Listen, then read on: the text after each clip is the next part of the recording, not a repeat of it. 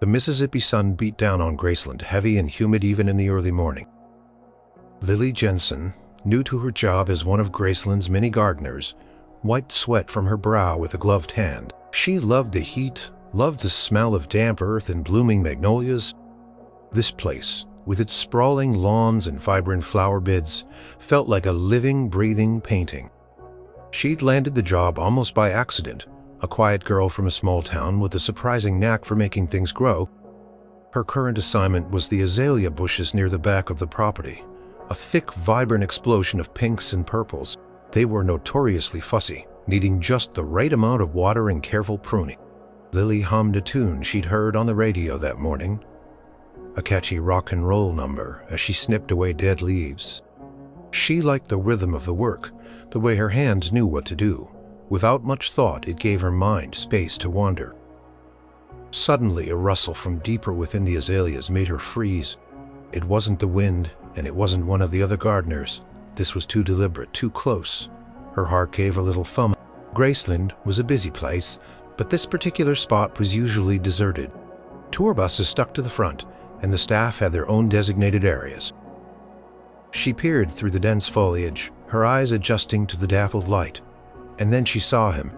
He was sitting on a low stone bench, half hidden by the very azaleas she was pruning.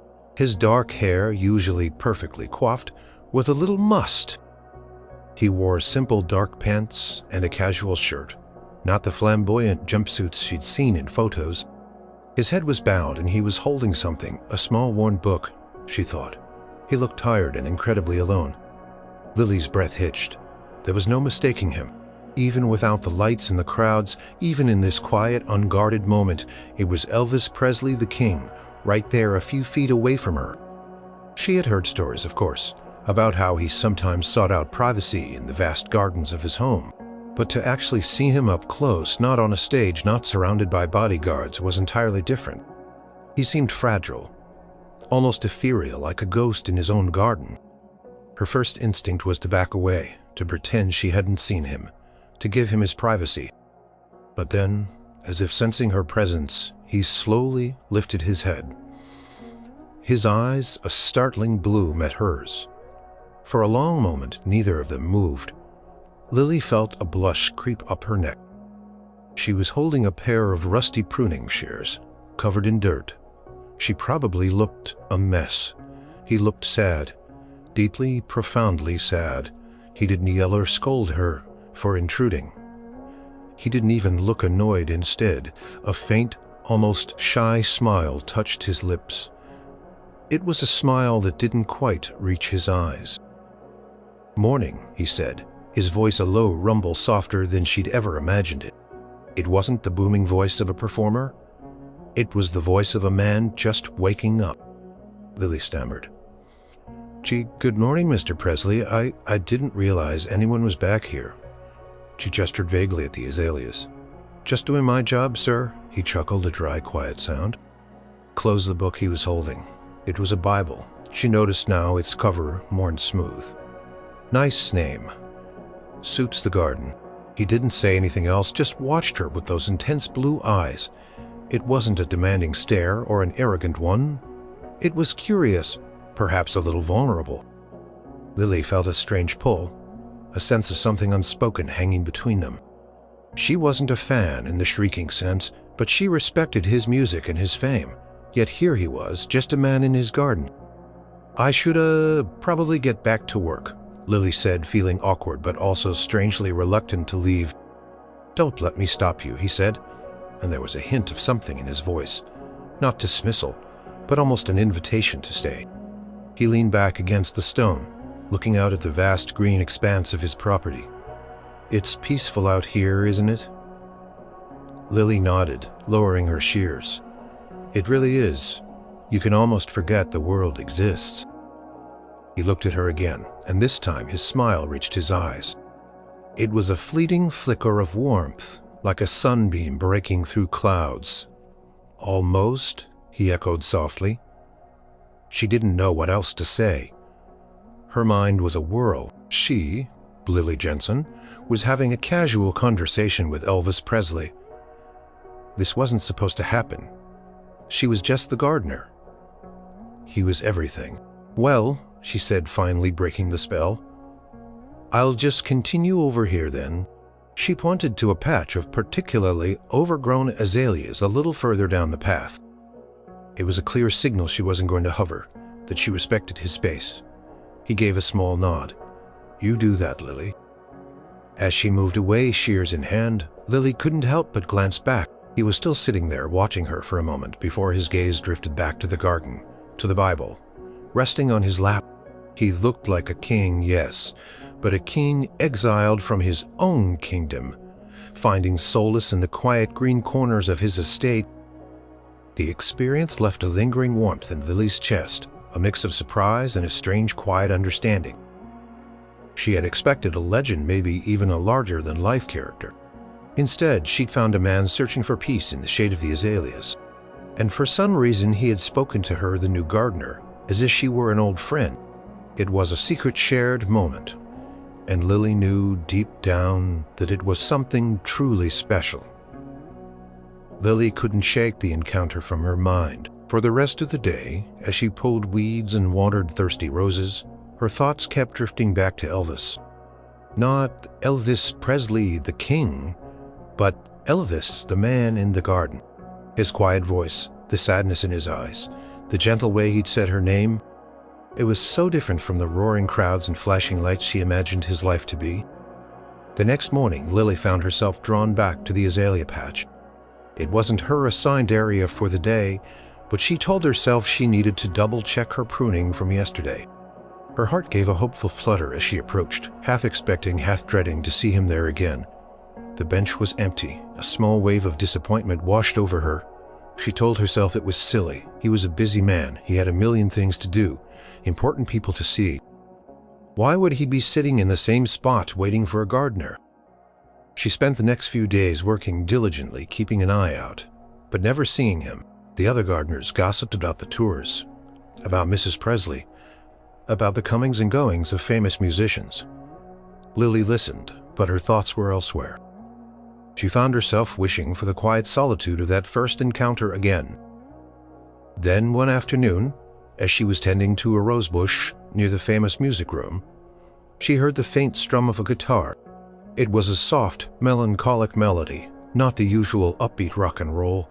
It floated out through an open window, carried on the warm breeze. Lily paused, her pruning shears still. It was beautiful, haunting. She instinctively walked closer, drawn by the sound. She found herself standing near the wall of the house where the music was strongest. The melody shifted, became a little more hopeful, then faded. Lily waited, holding her breath. "You like that one, Lily." The voice, low and familiar, made her jump. Elvis was standing there just a few feet away, leaning against the doorframe of the music room. He had a guitar in his hand, a well-worn acoustic. He looked less tired today, but still had that thoughtful, distant air about him. "Mr. Presley," Lily exclaimed, pressing a hand to her chest. "You startled me." He grinned, a flash of white teeth. This time the smile reached his eyes, and a spark of mischief danced within them. "Sorry, darling, didn't mean to scare you, just heard you humming along." Lily flushed. I wasn't humming, just listening. It's a beautiful tune, sir." "Just something I'm messing around with," he said, strumming a few soft chords. "No words yet, just the feeling." He looked at her, his head tilted slightly. "It sounded like you liked it." "I did," Lily admitted, feeling more at ease this time. "It sounds peaceful, like the garden." He nodded slowly, his gaze drifting over the sprawling lawn. "Yeah, that's kind of what I was going for. Something quiet, different." He looked back at her. "You seem to know a lot about peace, Lily. You always look so calm." Lily shrugged, a small smile playing on her lips. "Plants teach you that. I guess they don't rush, they just grow." "Wish I could learn that trick," he murmured, more to himself than to her. He plucked another soft chord. "Seems like my whole life is a rush, always has been." He leaned his guitar against the doorframe and walked a few steps closer to her, his hands tucked into his pocket. "You really like working with these things." he asked, gesturing to the rose bush. "Oh yes," Lily said, her eyes lighting up. "It's my favorite thing to do. There's something amazing about helping something grow, seeing it bloom. It feels real." Repeated, a thoughtful expression on his face. Seems like real is hard to come by these days. He looked at her, truly looked at her. "Mr. Presley sounds like my daddy." He offered another soft, genuine smile. "We're friends, aren't we, Lily? Here in the garden?" He glanced over his shoulder, then back at her. "Listen, I gotta go. Got some folks waiting on me." His expression clouded over slightly. "But maybe tomorrow, same time, same place, if you're working over here?" It wasn't a command, but a hopeful question. Lily's smile widened. "I'll be here, Elvis, right here." He nodded, a sense of relief washing over his face. "Good." He gave her a small, almost shy wave, then turned and disappeared back into the depths of the mansion, the faint echo of his guitar chords lingering in the air. Lily watched him go, feeling a profound sense of connection. He wasn't just the king in that moment. He was just Elvis, a man seeking something real, something quiet in a world that never stopped roaring. And for some reason, he had chosen to share a small piece of his quiet world with her, the gardener. It was a secret, a precious one, and Lily knew she would guard it with all her heart. This wasn't just a job anymore. It was something deeper, something far more meaningful. Their secret friendship began to take root, just like the plants Lily meticulously cared for. Their meetings were always impromptu, always in the quieter corners of the Graceland estate. Sometimes it was the azalea patch, sometimes the shade of the majestic oak, or near the tranquil koi pond. Lily never sought him out directly. She just went about her work, and more often than not he would appear. Elvis seemed to materialize from the shadows. A quiet figure, seeking rest. He'd often be alone, occasionally with a book, but mostly just looking, observing. When he saw her, his face would soften, a genuine smile replacing the weary look he often carried. Their conversations started small, like tiny sprouts reaching for the sun. They talked about the weather, the beauty of a particular bloom, the way the light fell through the leaves. Lily would share little facts about the plants. How long it took a magnolia to fully open, the best way to encourage a stubborn rose to flower. Elvis listened intently, absorbing every word as if these simple details were profound truths. "You really love this, don't you, Lily?" he asked one more morning, watching her gently prune a climbing vine. "More than anything," she replied without looking up. "It's honest work. The earth doesn't lie. What you put in, you get out." He sighed, a heavy sound. "That's a nice thought. Doesn't always work that way for me." Lily paused, sensing the shift in his mood. She put down her shears and sat on the grass near him. "What do you mean, Elvis?" He picked up a fallen leaf, turning it over and over in his fingers. "Just with the music and the movies. Sometimes I feel like I'm giving everything, and it's never enough. Or it gets twisted. People see what they want to see, not what's really there. I think people see the magic. They see the joy you bring them. That's real too, isn't it?" He looked at her, a glimmer of surprise in his eyes. "You think so? Sometimes I just feel like a performing monkey, Lily, dancing for the crowd." "A beautiful monkey, then," she teased gently, trying to lighten the mood. "And people don't dance just for any monkey. They dance for someone who makes them feel something deep inside. That's what your music does." He actually chuckled. A genuine, unforced sound. "You're a good one, Lily. You always know how to make me feel better." Lily felt a warmth spread through her. She wasn't trying to flatter him. She was just saying what she believed. She saw past the legend to the man, and the man was struggling. Their talks grew deeper. Elvis started opening up more about his life.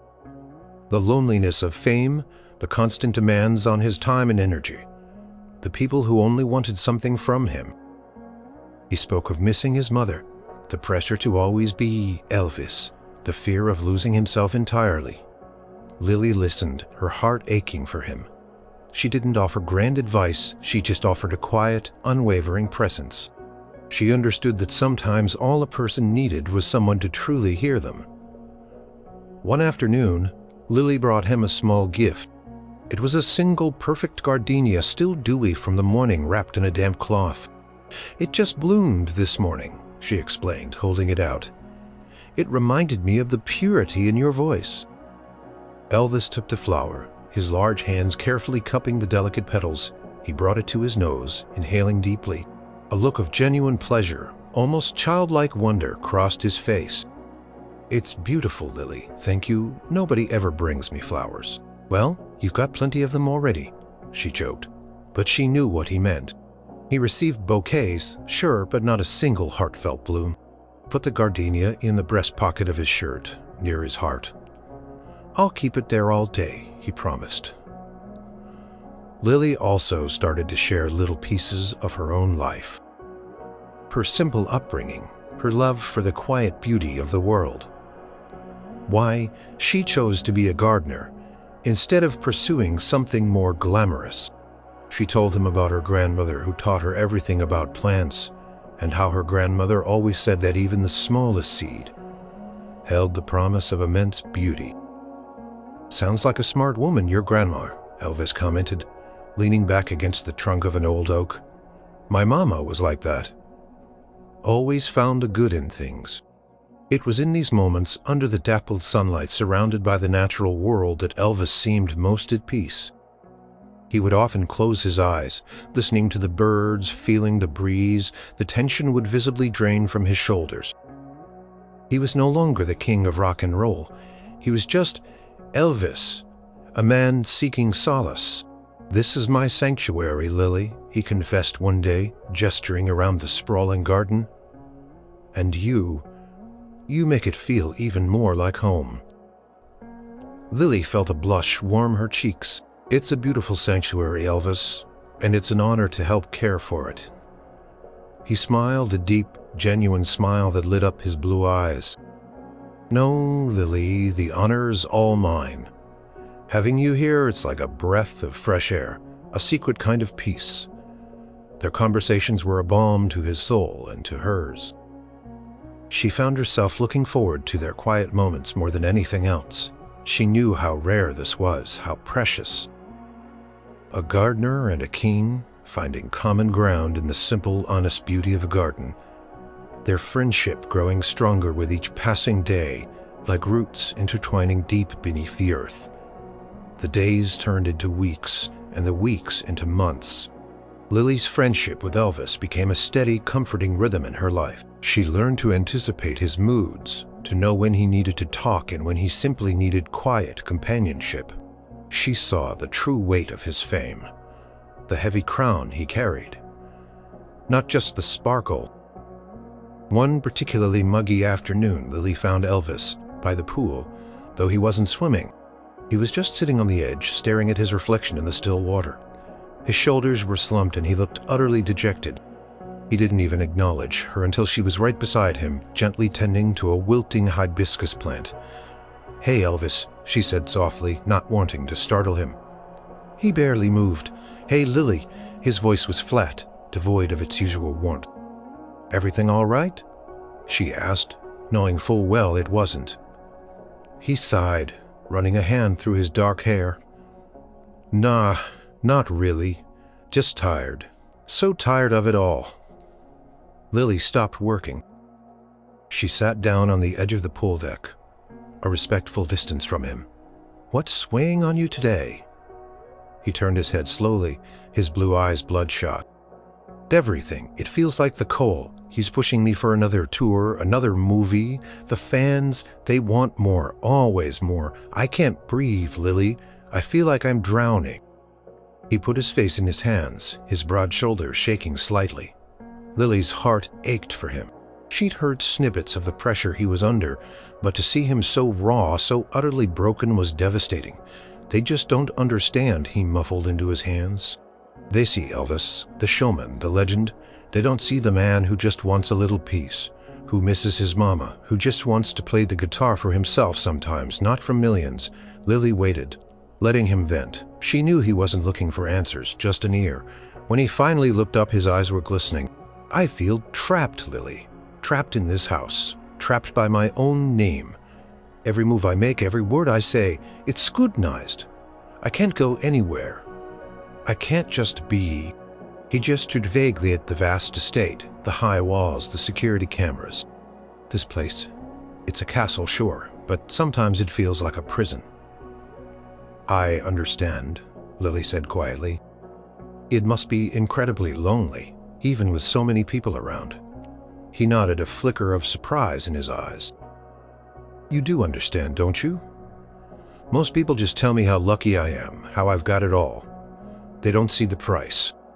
Every gift has a price, Elvis, Lily replied, looking at the hibiscus. This beautiful flower, it needs constant care. If you don't give it what it needs, it wilts, no matter how beautiful it is on the outside.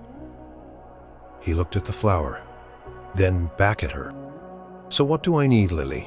What does this wilting flower need? Lily thought for a moment. It needs good soil. It needs light, but not too much, but not so much it drowns. And sometimes it just needs to be left alone to rest away from the constant attention. She looked directly into his eyes. You're a beautiful, powerful force, Elvis, but you're also a human being.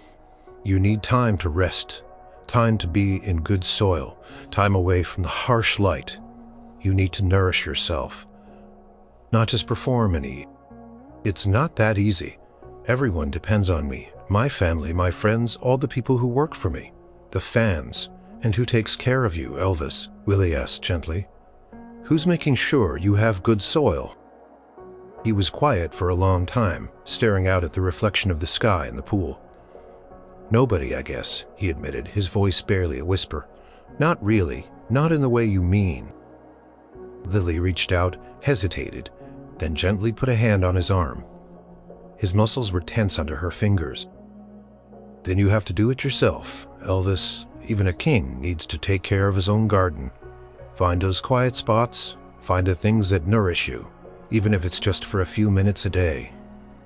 He looked at her, his eyes softening, placed his hand over hers on his arm, a silent acknowledgement of her support. You're right, Lily. I know you're right.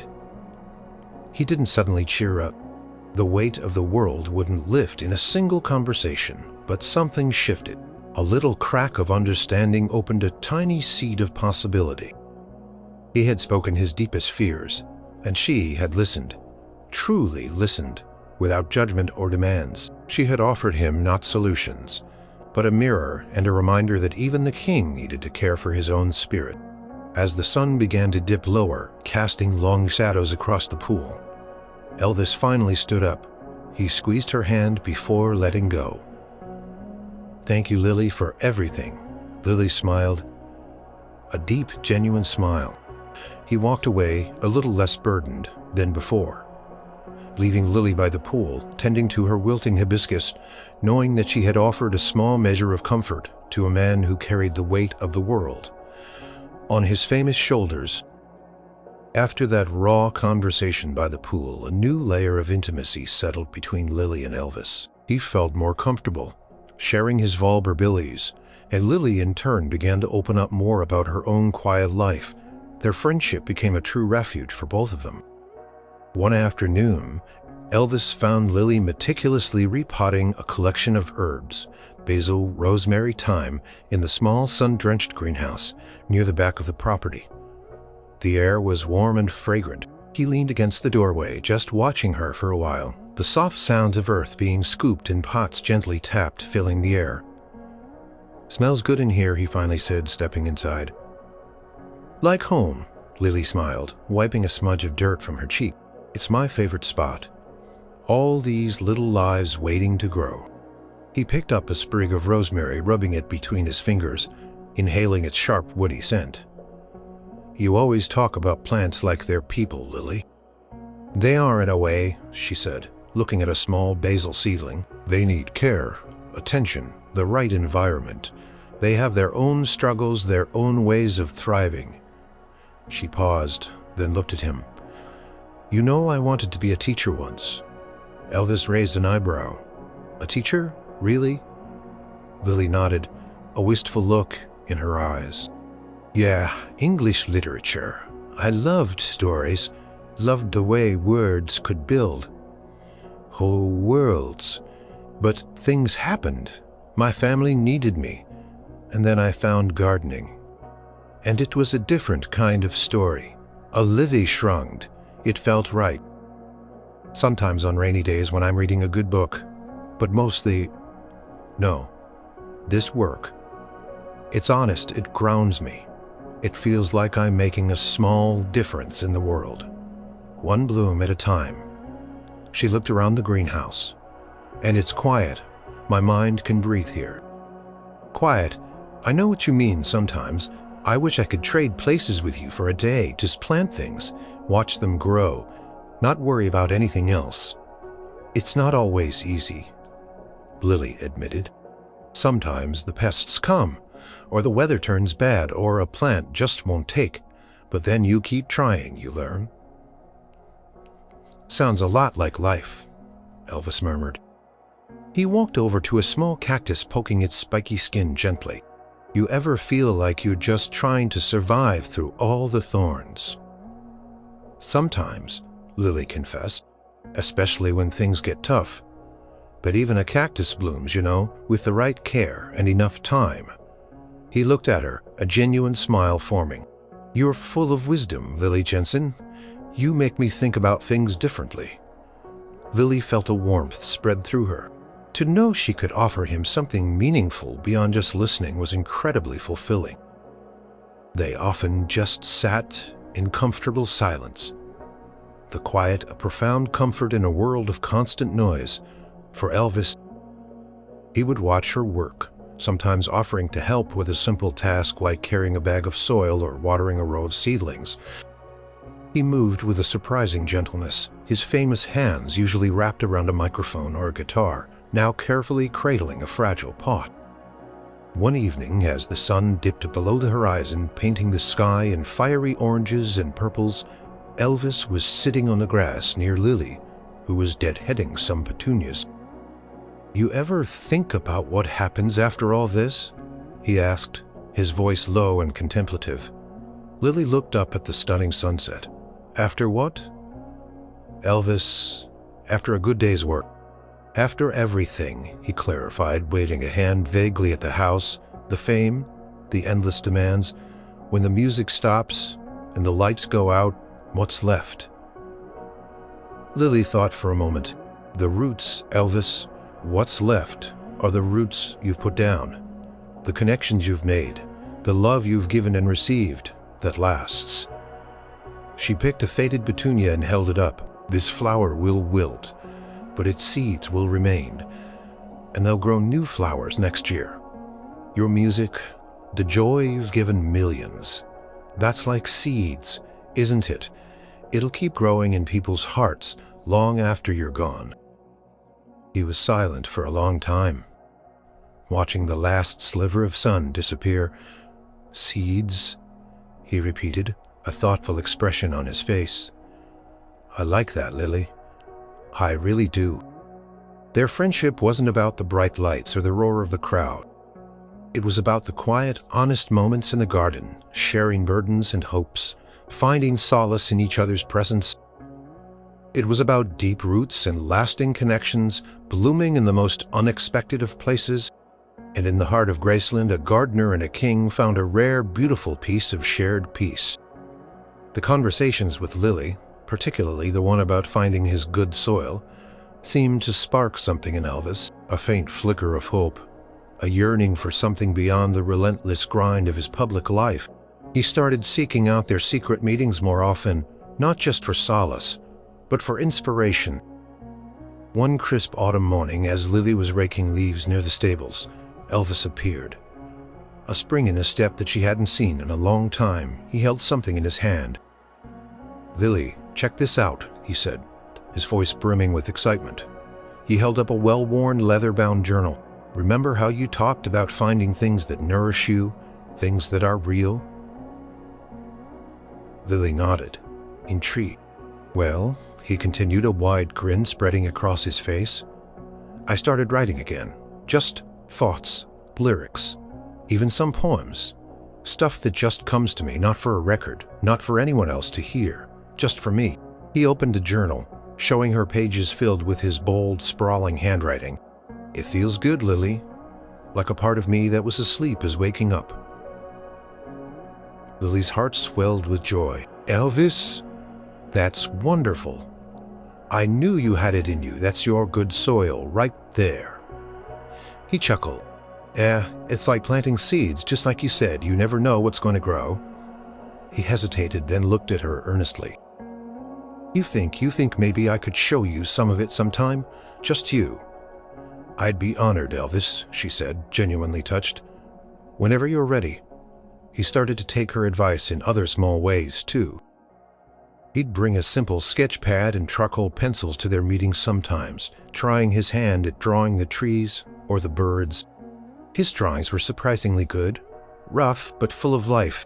He'd always been creative, but the pressures of his career had squeezed out these personal outlets. Lily encouraged him, telling him his lines, captured the spirit of the garden. "You know, Lily," he said one afternoon, shading in the outline of an oak tree, "I've been thinking about what you said about being trapped and about the roots. I realize this place is my home, but maybe I've been looking at it wrong, like it's a cage, not a sanctuary." He looked up at the vast expanse of Graceland. "Maybe I can make it more of a sanctuary for me, for the people I love." He started spending more time just walking the grounds, observing rather than rushing from one scheduled event to another. He'd point out a newly bloomed flower to Lily or ask her about a specific type of tree. He seemed to genuinely appreciate the beauty around him, a beauty he'd probably taken for granted for years. One day, he even showed up with a small spade and a pair of gloves. "All right, Lily," he said, a playful glint in his eyes. "Teach me. What do we plant today?" Lily was delighted. She led him to a small empty patch near the back fence where she planned to put in some new rose bushes. She showed him how to properly dig the hole, how deep to make it, how to loosen the roots of the young plant, and how to gently firm the soil around it. Elvis, despite his famous persona, was surprisingly careful and attentive. He listened to her instructions, asking thoughtful questions. His hands, usually so powerful and expressive on stage, were surprisingly delicate as he handled the fragile rose. "There," he said, wiping a smudge of dirt from his nose, looking proudly at the newly planted rose. "My first rose. Think it'll make it, gardener? With a little love and care, Elvis?" Lily assured him, smiling. "Just like everything else." He stood back, admiring his work, a sense of quiet satisfaction on his face. It was a simple act, planting a rose, but for Elvis, it felt profound. It was an act of creation, of hope, of connection to something real and growing. "This feels good," he murmured, almost to himself. "Different. Not like anything else I do." The new song ideas flowed, the drawings piled up, and for the first time in a long time, Elvis seemed to find moments of genuine peace within the walls of Graceland. He was still the king, with all the pressures that came with the title, but Lily's quiet influence had helped him remember the man beneath the crown, the one who found joy in simple things, in the beauty of a garden, in the act of creation. The seeds of hope that Lily had planted were beginning to sprout, adding a new vibrant color to the tapestry of his life. The tranquility of their secret garden world was suddenly threatened one sunny afternoon.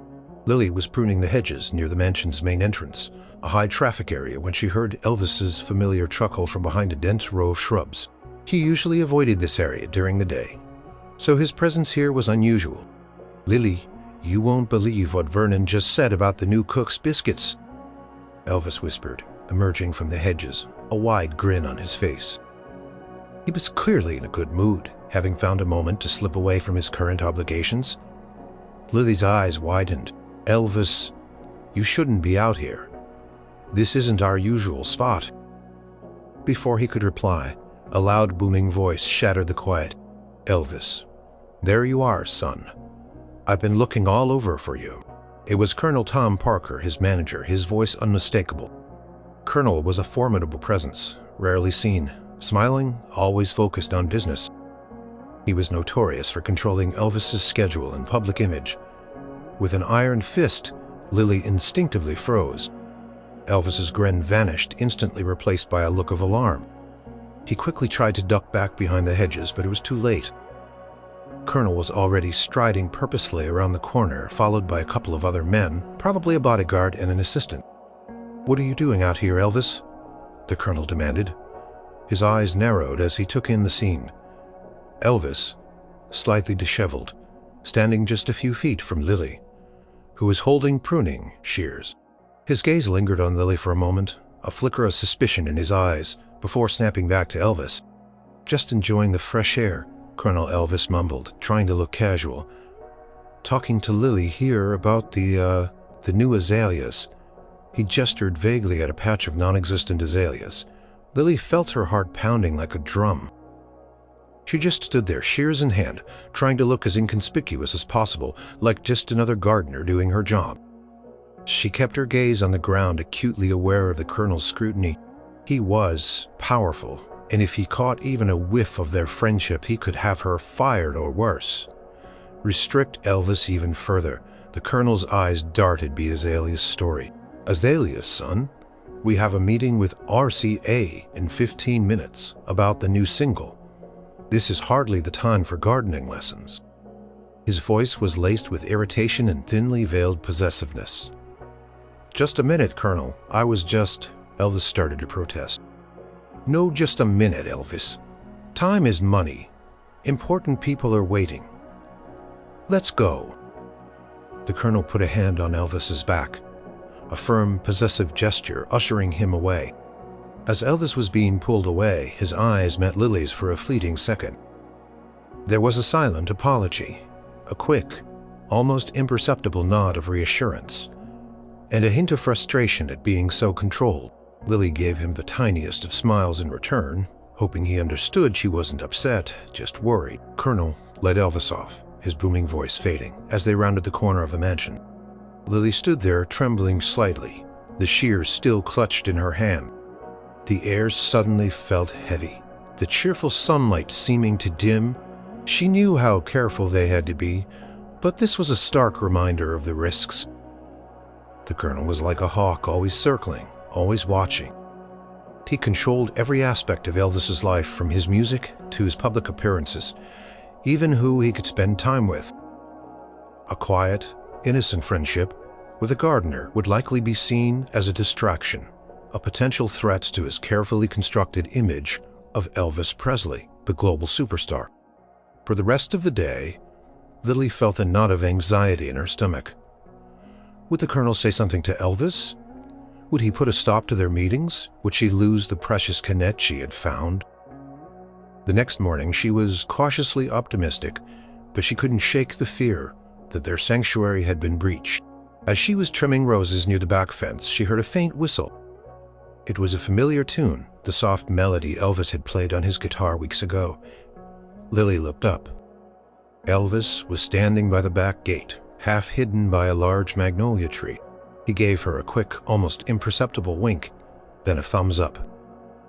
He looked a little tired, but his eyes held that familiar warmth, that hint of mischief. He didn't speak, just gave her a small, reassuring smile before quickly disappearing back into the depths of Graceland. It was a silent message. We're okay. We're still friends.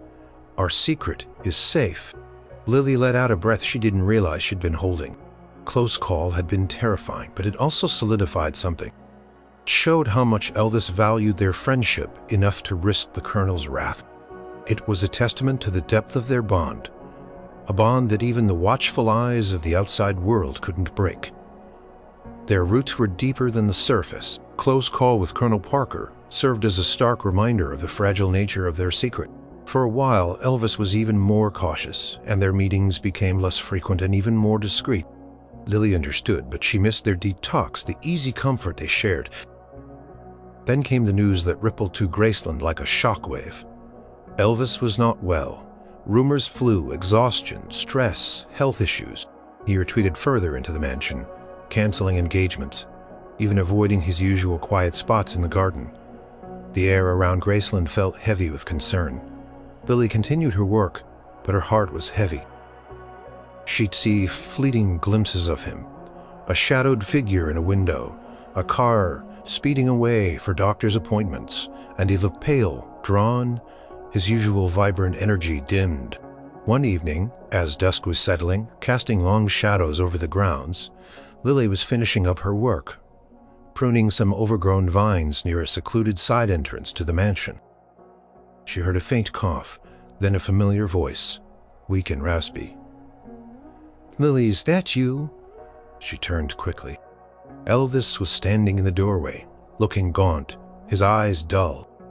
He was leaning heavily on the doorframe, a blanket wrapped around his shoulders despite the mild evening air. "Elvis?" Lily rushed to him, concern etched on her face. "Are you all right? What are you doing out here?" He managed a weak smile. "Needed some air. Been stuck inside for days. Feel like I'm wasting away." He coughed again, a deep, painful sound. Just needed to see a friendly face. Lily's heart went out to him. He looked so vulnerable, so utterly unlike the powerful king she knew. "Come on," she said, gently guiding him to a small stone bench tucked away beneath a weeping willow tree, one of their favorite secret spots. "Sit down. You shouldn't be standing." He sank onto the bench with a sigh, pulling the blanket tighter around him. "This whole thing, it's really knocked me down, Lily. Feel like I can't catch my breath, can't think straight." He started to talk, a torrent of anxieties pouring out. The fear of disappointing his fans, the worry about his health, the crushing weight of expectation, he admitted. He felt lost, unable to find his footing, like he was adrift in a vast dark ocean. He spoke of the doctors, the medications, the constant pressure to get better and get back to work. Lily listened, her hand resting lightly on his arm. She didn't offer platitudes. She just offered her steady, quiet presence, her unwavering support. "It's okay to not be okay, Elvis," she said softly when he finally paused, tears welling in his eyes. "You're human. You've been carrying a heavy load for a long, long time. It's all right to rest. It's all right to be weak sometimes." He looked at her, his eyes filled with a raw despair. "But I can't be weak, Lily. Not me. People depend on me to be strong, to be Elvis. The strongest people are the ones who can admit when they need help," Lily countered gently. "And the strongest plants are the ones that bend with the wind, not break." She looked at the drooping willow above them. "This tree, it bends. It lets the wind carry away its leaves, and then it grows stronger the next year." She reached into her pocket and pulled out a small, smooth riverstone she always carried. She placed it in his hand. "This is for you. It's solid. It's grounded. It reminds me that even when things feel like they're spinning out of control, there's always something steady to hold onto. You're that steady thing. Elvis. You just have to remember it." He looked at the stone, then at her. A glimmer of something returning to his eyes. Not hope yet, but recognition. "You always know what to say, Lily. You always know how to bring me back down to earth." They sat there for a long time, in the quiet embrace of the garden. The only sounds the rustle of leaves and the distant chirping of crickets. Lily just held his hand, offering comfort through touch, a silent testament to her unshakable friendship. She didn't try to fix him, she just held space for him to be broken. Slowly, imperceptibly, some of the tension began to drain from his body. He leaned his head back against the tree trunk, closing his eyes. "Thank you, Lily," he whispered, his voice stronger now, though still hoarse. "You're a true friend, a true blessing." Lily smiled, a soft, loving smile. "Always, Elvis." In the face of his struggle, their friendship had deepened, becoming a lifeline. Lily wasn't just a quiet confidant. She was his anchor. A reminder of the simple truths and the enduring strength found in nature. and in the heart of a loyal friend. She had shown him that even in his darkest hour, there was still light to be found, if only he looked to the deep roots of his own spirit and the unwavering connection they shared. Elvis's health slowly began to improve after that low point, but the experience had undeniably changed him. He was still Elvis Presley, the king, but there was a new thoughtfulness in his eyes, a deeper appreciation for the quiet moments Lily helped him find. He still faced immense pressure, but now he seemed to find small ways to carve out his own spaces of peace. Their secret meetings continued, though always with a heightened awareness of the risks. They became even more precious moments stolen from her relentless schedule. He still showed her his journal entries, some raw and emotional, others filled with a newfound sense of quiet wonder. He even showed her a few new song ideas, melodies that had a different, more soulful feel to them, inspired by their garden conversations. "This one," he said one afternoon, strumming a gentle chord on his acoustic guitar. "This one's for you, Lily. It's about finding peace in the quiet places. About true friendship." Lily's eyes misted over as he played the simple melody, echoing the feelings in her heart. It was a private song, just for them, a beautiful tribute to their unlikely bond. But then the inevitable news came. Elvis was embarking on another major tour, a long one, longer than any before. It would take him away from Graceland for months, crisscrossing the country, performing night after night. The thought of it filled Lily with a quiet dread. She knew what those tours did to him. The grueling schedule, the constant demands, the crushing exhaustion. Elvis found her by the koi pond, looking out at the shimmering water. He sat beside her, his shoulders slumped. "You heard, didn't you?" he asked, his voice subdued. Lily nodded, tears pricking at her eyes. He reached out and took her hand, his thumb gently stroking her knuckles. "I'll miss you too, Lily. More than you know, this place, this garden, it's been my anchor, my only place where I could just be myself." "You have to take care of yourself out there," Lily urged, her voice trembling slightly. "Remember what we talked about. Find your quiet moments, find your good soil, even on the road." He gave a wry smile. "Hard to find a weeping willow in a hotel suite. But I'll try, Lily, I promise you, I'll try." He squeezed her hand. "I'll carry this with me." Patted his shirt pocket where the little river stone she'd given him now resided. "You've given me something I never thought I'd find again, Lily," he continued, looking out at the familiar expanse of Graceland. "A friend who sees me truly, sees me beyond the lights and the fame. You helped me remember who I am, the man who loves simple things, who loves the quiet. You reminded me what real feels like." Lily felt a lump in her throat. "You did the same for me, Elvis. You taught me that even the biggest stars need grounding, that everyone, no matter how famous, needs a place of peace." They sat in silence for a long time, watching the koi glide through the water, the sun beginning its slow descent. It was a bittersweet moment, filled with the warmth of their friendship and the looming sadness of their separation. "I'll be back," he finally said, his voice stronger, determined. "And when I do, the first place I'm coming is right here to the garden, to you." Lily nodded, unable to speak, her throat tight with emotion. She knew he meant it. Their bond was deep, a true connection of souls.